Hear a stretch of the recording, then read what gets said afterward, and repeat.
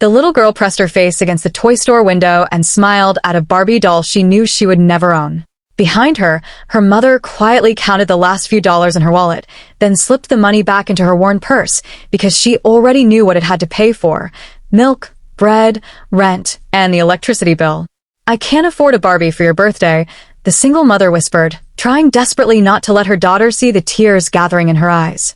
She thought no one had heard her, but someone standing only a few feet away had heard every word, and what that person did next would change 2 lives forever. Before we continue, if you believe that kindness can give people a second chance and that one small act of compassion can change an entire life, please take a moment to like this story, share it with someone who needs hope, and subscribe to the channel. Your support helps us continue sharing stories about kindness, courage, and the moments that remind us there is still goodness in the world. It was a cold Saturday morning in Columbus, Ohio, when 31-year-old Hannah Carter walked into the shopping center with her 8-year-old daughter, Sophie. Hannah had planned the trip carefully. She had exactly $23.40 in her purse, and she had promised Sophie they would spend the afternoon looking at birthday decorations. Sophie's birthday was the following day, and Hannah had spent the entire week trying to make the occasion feel special. There would be homemade cupcakes, a paper banner taped across their tiny apartment, and a breakfast of pancakes shaped like hearts. It was not much, but Hannah hoped Sophie would remember the love rather than the things they could not afford. Hannah had been raising Sophie alone for nearly 5 years. Her husband had walked out after losing his job and had gradually disappeared from their lives, leaving behind unpaid bills and a mountain of responsibilities Hannah had never expected to carry alone. Since then, she had worked wherever she could find hours. She cleaned offices before sunrise, stocked shelves at a grocery store 3 evenings a week, and occasionally took weekend shifts at a small diner. She rarely complained. She simply kept moving because stopping was not an option. The previous winter had been especially difficult. Hannah had fallen behind on rent after the diner reduced its staff.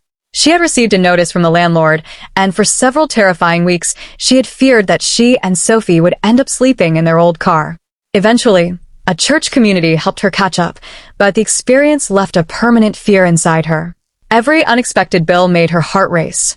Every time the phone rang, she wondered whether it was someone asking for money. Still, Sophie rarely asked for anything. That was what made this birthday so painful. Sophie loved dolls. She did not care about expensive clothes or fancy restaurants. She could spend hours creating little stories with dolls she had found at yard sales. For months, she had talked about one particular Barbie she had seen in the window of a toy store. It wore a pink dress, had long golden hair, and came with a tiny pink handbag. Sophie had memorized every detail of the box. Hannah had secretly checked the price several times. $38. $38 was more than she had left after paying the electric bill. So when Sophie stopped in front of the store window that morning, Hannah already knew what was coming. Sophie pressed both hands against the glass and stared at the doll with wonder. She turned toward her mother, but Hannah could see the question before her daughter even asked it. For a few seconds, Hannah said nothing. Then she crouched beside Sophie and gently fixed the collar of her little pink jacket. She smiled, though the smile hurt. She told her daughter that sometimes birthdays were about being together, not about getting everything we wanted. Sophie looked back at the doll, then looked at her mother. She did not throw a tantrum. She did not complain. She simply nodded and said she understood. That quiet acceptance broke Hannah's heart more than crying ever could. They began walking away from the store. Hannah reached into her purse and counted the money again, almost as if the numbers might magically change. They did not. She had $23.40. She could buy groceries. She could buy ingredients for the cupcakes. She could not buy the doll. Hannah stopped near a bench and whispered the words she had been trying to avoid. She told Sophie that she could not afford the Barbie for her birthday. Sophie immediately wrapped her arms around her mother. She told Hannah it was okay. Hannah closed her eyes. That was when a man sitting several feet away lowered the newspaper he had been reading. His name was Jonathan Reed. He was 47 years old and the CEO of Reedwell Industries, a technology and logistics company with offices across several states. His name appeared in business magazines. His company employed thousands of people. He owned a beautiful house outside the city and had more money than he could reasonably spend in a lifetime. But that morning, none of that mattered, because Jonathan had heard a little girl tell her mother that she did not need a birthday present as long as she had her. He had heard the mother's quiet apology. And suddenly, he was no longer thinking like a CEO. He was thinking about his own daughter. Jonathan had lost his wife 8 years earlier after a sudden illness. Their daughter, Grace, had been only 6 at the time. Jonathan had spent years trying to protect Grace from grief by giving her everything money could buy. Expensive vacations, designer clothes, the newest toys, private schools, anything she asked for. But one Christmas, years later, Grace had told him something he never forgot.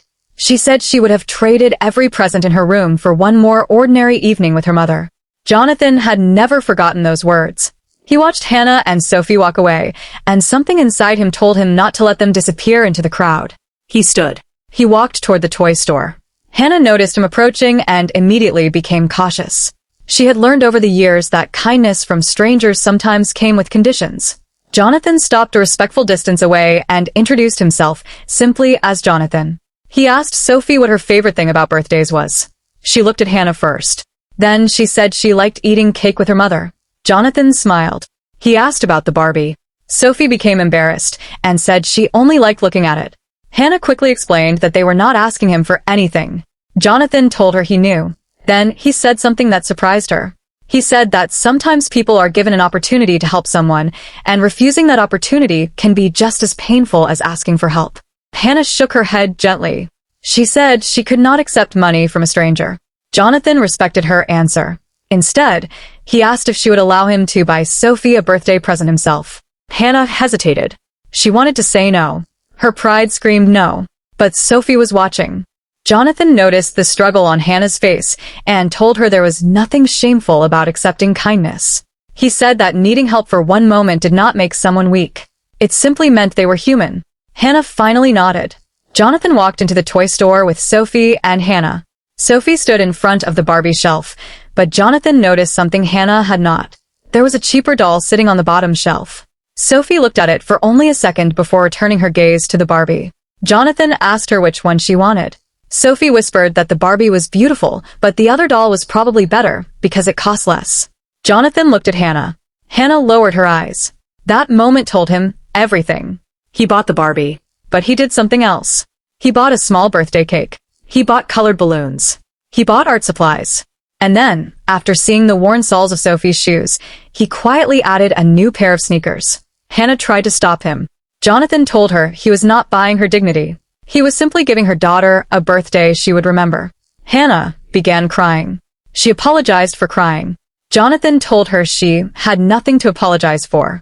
Outside the store, Sophie hugged the Barbie box against her chest as though it were the most precious thing in the world. Then she looked at Jonathan and thanked him. Jonathan smiled, but he felt a strange heaviness in his chest. Because Sophie did something none of his executives had done in years.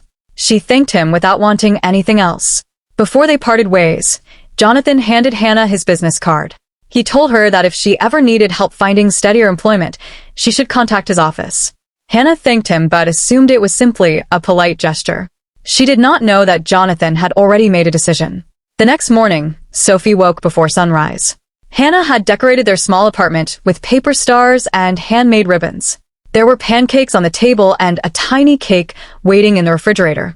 Sophie opened her birthday gift. When she saw the Barbie, she screamed with joy. Hannah laughed and cried at the same time. For a few hours, their apartment felt like the richest place in the world. But Monday brought reality back. Hannah went to work before dawn. At the diner, she noticed her manager looking unusually serious.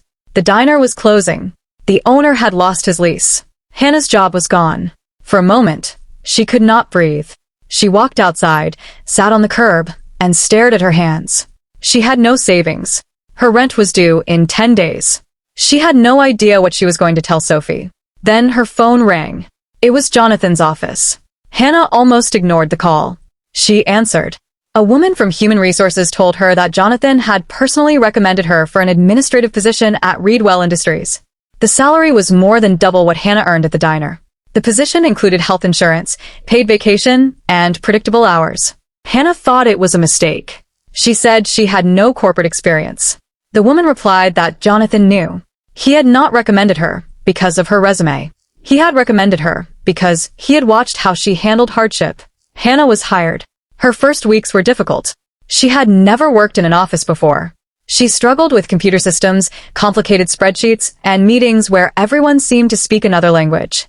There were moments when she wanted to quit, but she remembered why she was there. For Sophie. And slowly she learned. 3 months later, Hannah received her first performance review. Excellent. 6 months later, she was promoted. A year later, she was supervising a small team. But the biggest change was not financial. It was inside Hannah. She no longer woke up terrified of every bill. She no longer counted coins before buying milk. She could finally take Sophie to a restaurant without calculating whether the meal would leave enough money for groceries. One afternoon, Jonathan saw Hannah walking through the office with a stack of documents. He smiled. She had changed. Not because someone had rescued her. Because someone had opened a door and she had walked through it. Years passed. Hannah eventually became one of the most respected managers in the company. Sophie grew into a confident young woman who never forgot the Barbie. She kept it carefully on a shelf. Not because it was expensive, but because it represented the day a stranger had seen her mother's struggle and responded with kindness instead of judgment. One evening, Jonathan visited Hannah's home for dinner. On the wall was a framed photograph of Sophie, holding the Barbie. Underneath it was a small handwritten note. It said, "Sometimes the smallest kindness becomes the biggest chapter of your life." Jonathan read it silently. Then he noticed something unexpected. On a nearby shelf sat an envelope. Hannah explained that she and Sophie had started a small birthday fund. Every month, they put money into it. The purpose was simple. Whenever they learned about a struggling family with a child celebrating a birthday, they wanted to help. Jonathan smiled. He told Hannah that she had turned one act of kindness into a tradition. Hannah shook her head. She said Jonathan had taught her something more important. He had taught her that receiving kindness did not mean keeping it. It meant passing it forward. Years after that first encounter, Jonathan attended a community charity event organized by Hannah. There were tables filled with toys, books, clothes, and birthday supplies. Hundreds of children received gifts. Jonathan stood at the back of the room watching Hannah help families. Then he saw Sophie, now a young woman, handing a little girl a Barbie. The little girl was holding it with trembling hands. Sophie smiled and told her that someone had once done the same thing for her. Jonathan's eyes filled with tears. He realized that the most valuable thing he had ever purchased was not a toy. It was not a house. It was not a company. It was a moment of hope. And that moment had multiplied. One small act had changed Hannah's life. Hannah had changed Sophie's life. And together, they had changed the lives of hundreds of other children. If this story touched your heart, please like the video, share it with someone who believes that kindness still matters, and subscribe for more emotional stories that remind us that hope can appear when we least expect it. And before you leave, comment "Kindness comes back" if you believe one good deed can inspire another. Because sometimes, the greatest gifts are not wrapped in colorful paper. Sometimes they arrive when a tired mother is counting the last dollars in her purse. Sometimes they come from a stranger who simply chooses to care. And sometimes a little girl standing outside a toy store receives far more than a Barbie. She receives proof that the world has not forgotten her. And years later, she gives that same proof to someone else. That is how kindness works. It begins with one person. It passes to another. And if we choose to keep it moving, it can become something much bigger than any of us ever imagined. Because Hannah could not afford a Barbie that day. But someone gave her something even more valuable. A chance. And she spent the rest of her life making sure other people got theirs too. The end, part 1 complete.